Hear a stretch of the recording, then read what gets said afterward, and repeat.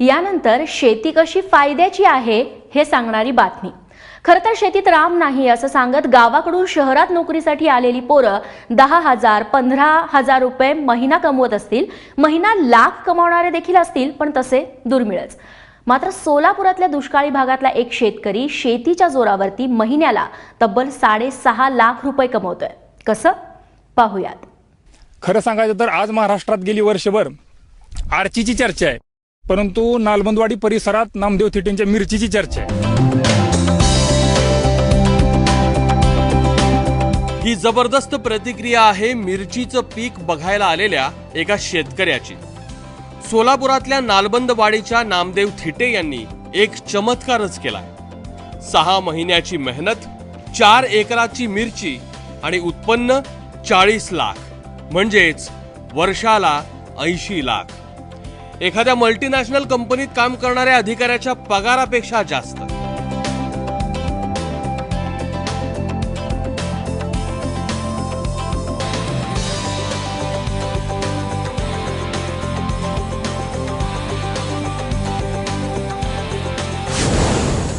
आतापर्यंत 40 लाखाचा आकडा टोटल क्लिअर झालेला आहे।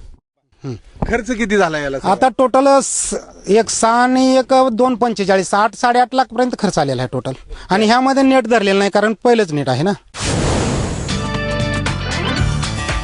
सप्टेंबर महिन्यात नामदेवरावांनी ही ढोबळी मिरची लावली। जानेवारीत घरच्या शेडनेटवरच कापड मिरचीवर बांधलं, तज्ञांचा सल्ला घेतला, त्यामुळे मिरची चांगली पोचली।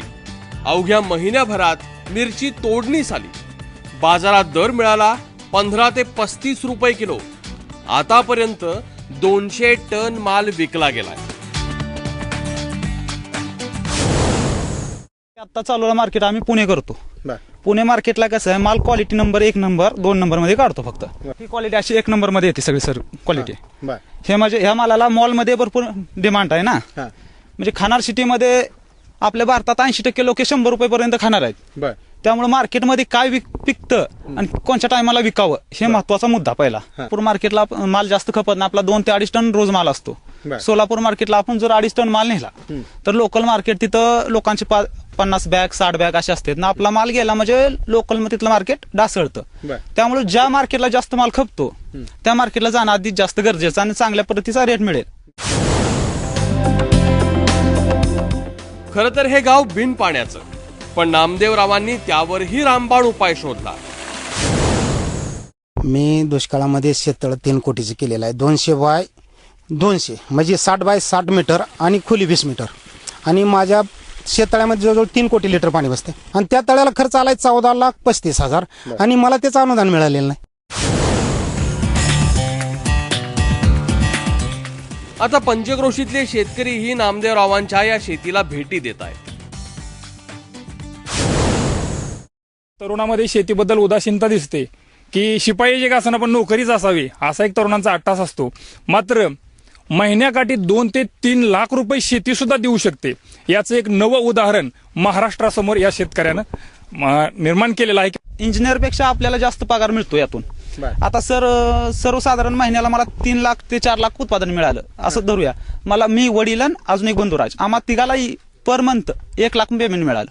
मग शेती ही नफ्यात नाही असं लोक म्हणतात, शेतकरी सगळे म्हणतात। तुम्ही झटा अभ्यास करा, फिरा, शेतीसाठी फिरणं हे सगळ्यात जास्त गरजेचं चांगलं। आम्ही कमीत कमी 60 ते 70 हजार रुपयाचं डिझेल खर्च केलंय, म्हणजे जाळलंय हे प्लॉट बघण्यासाठी इतरांचे।